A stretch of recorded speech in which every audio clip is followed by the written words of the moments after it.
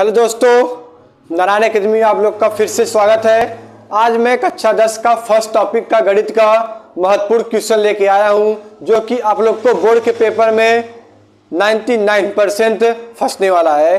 कुछ महत्वपूर्ण क्वेश्चन है, उसको आप लोग ध्यान से अच्छे से देखने का प्रयास कीजिए। जैसा कि होप आप लोग के सामने देखिए फर्स्ट क्वेश्चन। फिर आपका क्या है, आपका पाई एक क्या है। जो पाई है, जैसे कि एग्जाम्पल में मैं कह दूं ये आपका क्या है, पाई है। ये क्या बता, पाई है। ये जो पाई का मान होता है ये 22/7 होता है। मैंने आप लोग को समझाया है जो पाई का चिन्ह होता है, जो पाई का चिन्ह होता है ये आपका क्या होता है, अपरिमेय होता है। क्या होता है, अपरिमेय होता है। और ये जो पाई का मान होता है ये परिमेय होता है। क्या होता है बता, ये जो पाई का मान होता है ये परिमेय होता है। और जो पाई का चिन्ह है ये आपका क्या है, अपरिमेय है। बस वही पूछ रहा है पाई एक क्या है, तो आपका क्या है, बी वाला ऑप्शन क्या है, सही है। यह क्या है, अपरिमेय संख्या है। दूसरा क्या है, संख्या 7.2333333 क्या है। अभी मैंने आप लोग को अच्छे से पढ़ा होगा, कक्षा 9 में पढ़े होंगे। कोई संख्या जैसे 7.2333 है, ऐसा मतलब समझते क्या होता है, 7.23 के ऊपर बार, मतलब जो संख्या बार बार रिपीट होती है। क्या बेटा, जो संख्या बार बार रिपीट होती है वो आपका क्या कहलाता है, उसे हम P/Q के रूप में लिख सकते हैं। उसे हम P/Q के रूप में क्या कर सकते हैं, लिख सकते हैं। जो कि 7.2333 जो संख्या बार बार रिपीट होता है उसके ऊपर क्या लगाते हैं, बार, उससे हम P/Q, मतलब ये परिमेय संख्या है। इसका मतलब ये आपका क्या है, परिमेय संख्या है। ये वाला ऑप्शन क्या है, सही है। अगला आपका क्या है, संख्या। अगला आपका क्वेश्चन नंबर 3, संख्या 500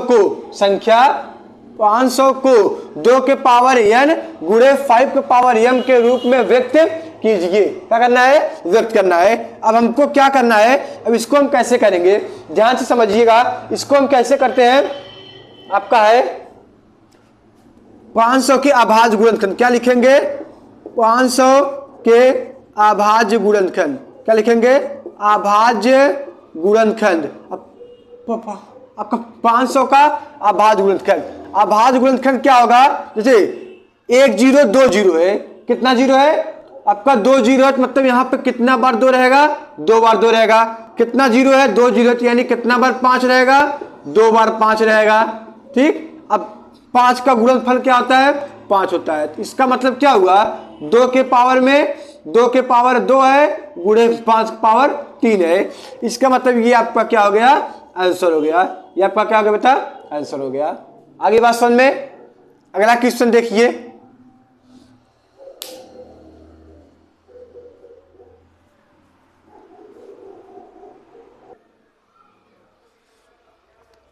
अगला क्वेश्चन देखिए बच्चों। अगला क्या है, संख्या 6 और 20 के अभाज्य गुणनखंड विधि से क्या निकालना है, HCF और LCM निकालना है। तो हम कैसे लिखेंगे, हल। क्या लिखेंगे बेटा, हल लिखेंगे 6 के अभाज्य। क्या लिखेंगे, 6 के अभाज्य गुणनखंड। क्या लिखेंगे, 6 के अभाज्य गुणनखंड। और क्या है, 20 के अभाज्य गुणनखंड। क्या लिखेंगे, अभाज्य गुणनखंड। 6 के अभाज्य गुणनखंड क्या होंगे, 2 गुणे 3 होंगे। क्या होंगे बेटा, 2 गुणे 3 होंगे।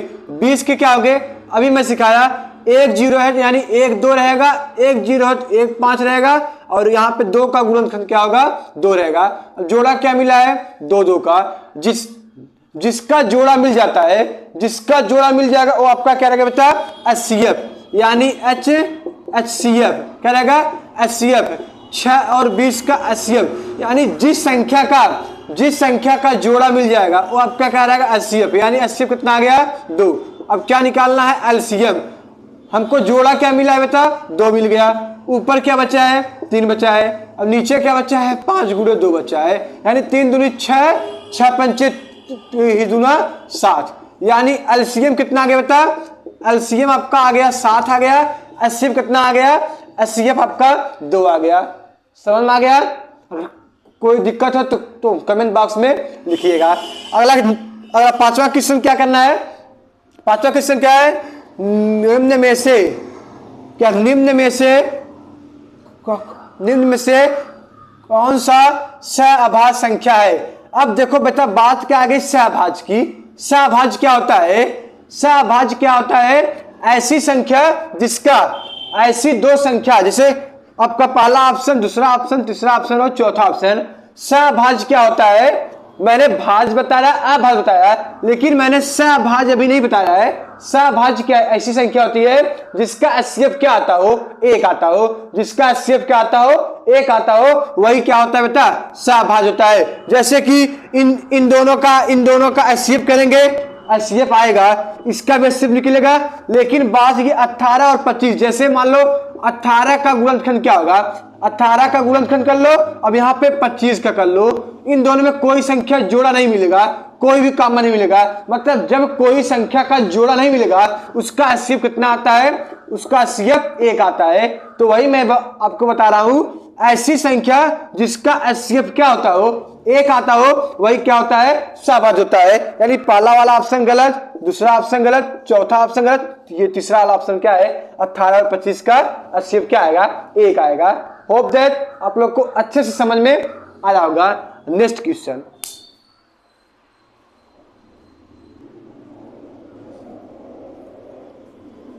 अगला देखिए बेटे, कुछ देखिए आपका क्या है? संख्या 4004 के गुणनखंडों का गुणनखंड वृक्ष बनाकर अभाज्य गुणनखंडों कीजिए। मतलब हमको 4004 का सबसे पहले क्या निकालते हैं? 4004 का हम पहले इसको निकाल लेते हैं, क्या? गुणनखंड करते हैं। तो 2 से काटते हैं तो 2 दूना 4, 0 0, 2 दूना 4, फिर 2 से काटते 1 आ गया, 0 0 आ गया, 1 आ गया, फिर ये 2 से कट गया।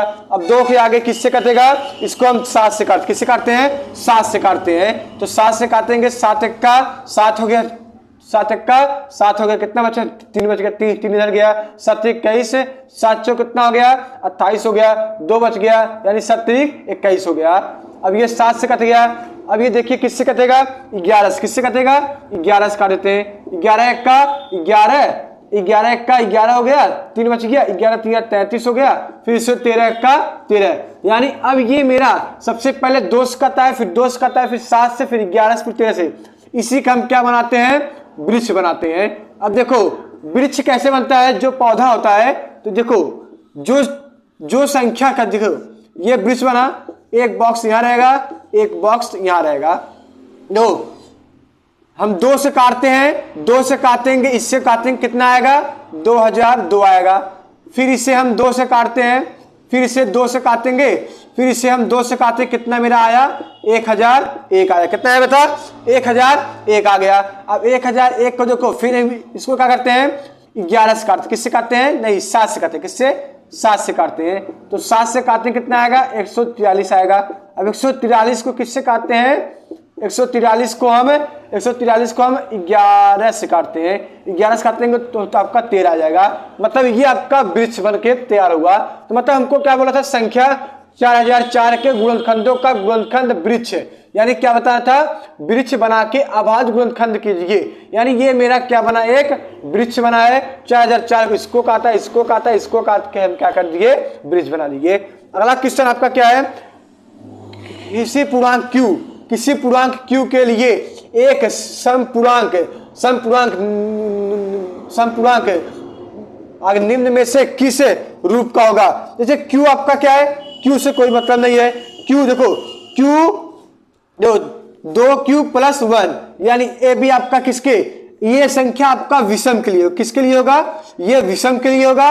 और ये संख्या किसके लिए होगा बेटा? सम के लिए होगा। तो हमसे क्या पूछा था? सम पूछा था। क्या पूछा था? सॉरी, यहाँ पे क्या पूछा है? समपूर्णांक। तो समपूर्णांक किसके लिए होगा? 2 की होगा। किसके लिए होगा बेटा? 2 की होगा। नेक्स्ट क्वेश्चन,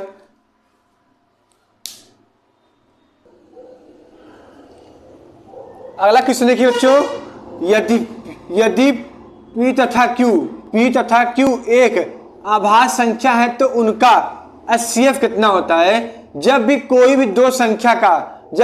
दो संख्या जब भी कोई दो संख्या p तथा q एक आभास संख्या है, कोई जहां पे p और जहां पे q दोनों क्या होते हैं, आभास संख्या है, दोनों क्या होते हैं, आभास संख्या है। यदि उनका क्या निकालना हो, यदि उनका HCF कितना होता है, ये हमेशा बताते हैं।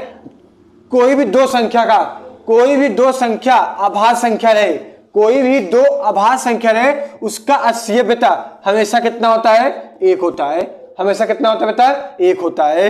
अगला क्वेश्चन क्या है, 9वां, दो क्रमागत संख्याओं का HCF, यानी दो क्रमागत मतलब कोई भी दो संख्या ले लो, कोई भी दो संख्या ले लो, लेकिन बात कहां पे आई है, बात आपकी क्रमागत मतलब लगातार संख्या रहे।